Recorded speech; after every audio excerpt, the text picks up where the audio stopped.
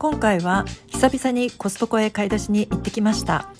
ストック物がなくなっていたので、いつもの定番商品のお買い物とスペイン目線で何かないかなと店内を巡ってお買い物をしました。キッチンでは早速購入した食材を使って簡単、それから謎なクッキングもしていますので、どうぞご覧ください。週末にコストコへ行きましたが、今回はそれほど混んでいなかったので良かったです。まずはこちら、我が家の定番、塩がついていないミックスナッツです。おやつにもいいし、毎朝サラダにかけて食べているので、あっという間に食べてしまいます。お得な商品としてスペインのオリーブオイルも置いてありました。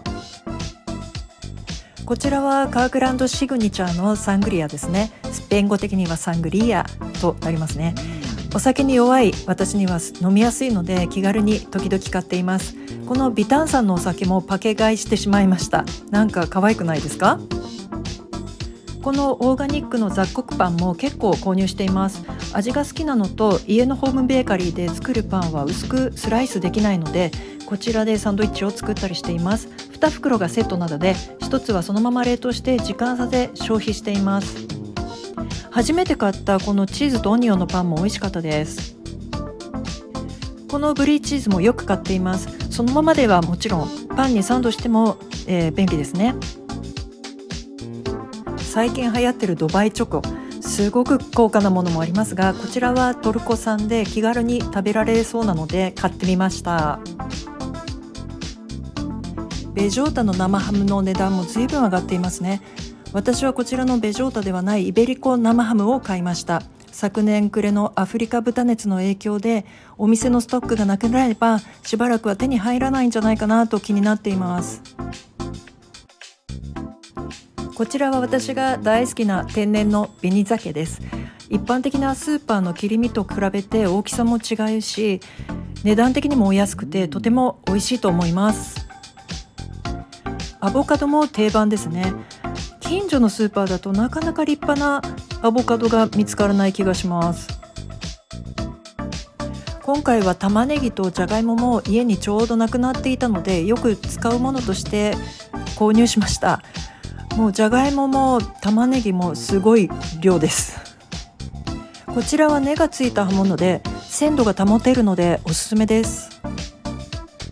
3色パプリカもほぼ毎回買っています。それから有機栽培の人参の大袋も見かけたのでゲットしました。飲む点滴とも言われる米麹から作られた甘酒はアーモンドミルクに混ぜて飲んだりしています。こちらのチュロスはアメリカ産ですが、メキシコ風な感じがしますね。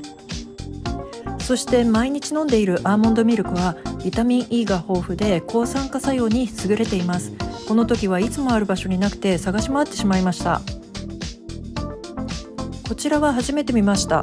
ガスパチョをホットとアイスで作れるインスタントスープのようです。いつか試しても良いかなとは思います。ジェノベーゼのペーストもたまに買っています。パスタに手軽に合わせたり、シーフードの具材のピザのソースとしても合うので、ぜひ試してみてください。結局こちらの2リットルのオリーブオイルの方を買いました。一応オーガニックだし、気軽にどんどんお料理にも使える量です。この日も大容量のシナモンが置いてありました。ホームベーカリーには欠かせない強力粉ですね。まだ値段はお手頃かもしれませんが、値上がりを感じます。紙製のフェイシャルタオルは私も洗顔後に使っていますが、お肌に負担がなくて衛生的でもあるのでおすすめです。これは探していたわけではなかったのですが、見つけてしまったので買うのは多分3回目。スペインのメーカーのポテトチップスです。クリスピーで塩分はやや控えめな感じです。今回はレシートが長くなってしまいました。帰ってからドバイチョコも美味しく食べました。翌朝にコストコで買った商品でサンドイッチを作ります。まず雑穀のスライスされたパンですね。このパンはそのまま食べても美味しいです。それから15ヶ月熟成の生ハムです。この商品は1枚ずつシートが挟まった状態でパックされているので、比較的剥がしやすくて、その点も便利かと思います。このブリーチーズは小さめカット2つでセットになっているので、その点でも扱いやすいかと思います。それから私のおすすめのこの野菜は3種類が1つにまとめられた状態で、根っこもついたまま売られているので、すでに切り取ったサラダ用のミックス野菜よりも鮮度が新鮮な状態で長く続いてくれます。こんな感じですね。では簡単にサンドイッチを作っていきます。バターとかを用意するのは限られた時間ではちょっと手間なので、マヨネーズを使います。こうやって直接パンに少量ずつ絞っていきます。そして冷蔵庫にディジョンのバスタードがあったので、これも少しずつスプーンですくって直接パンに落としていきます。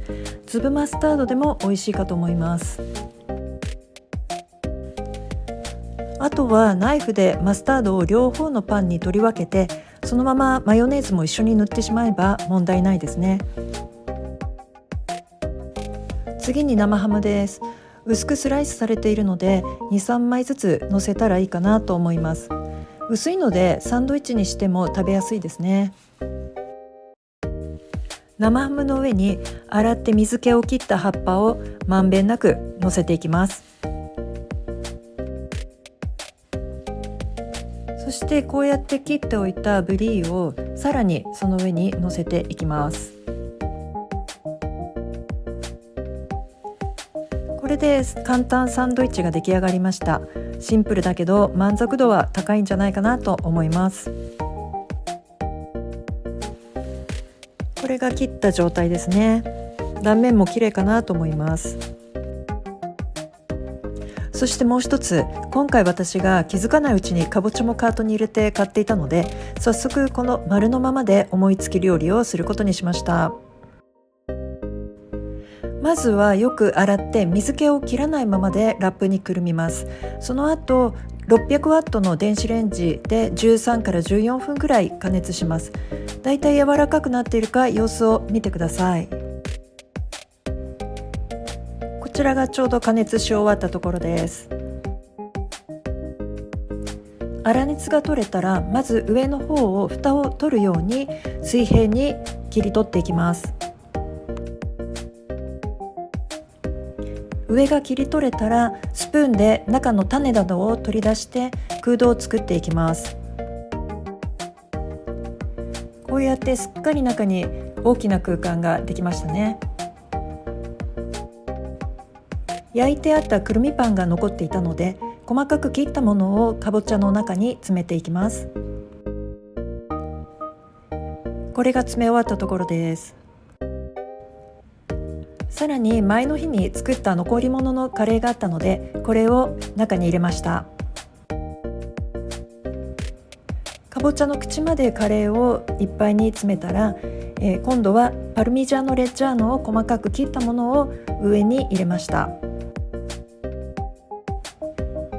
こんな感じで口をすべて覆うように引き詰めました。これが近くで見た図ですね。そして耐熱皿に乗せてから200度のオーブンで10分から15分ぐらい様子を見て焼きます。ちょうど上が少し焦げて溶けているような状態です。そして切り分けていきますが、少しだけ時間を置いてからの方が切りやすいかと思います。最初に中に入れておいたパンがカレーの水分を吸い取って、パンの痕跡は消えているんですけれど、カレーとうまく馴染んでいる状態になっています。ちょっと衝撃的な姿ですが、美味しく出来上がりました。皮は固めなら食べる際に残してくださいね。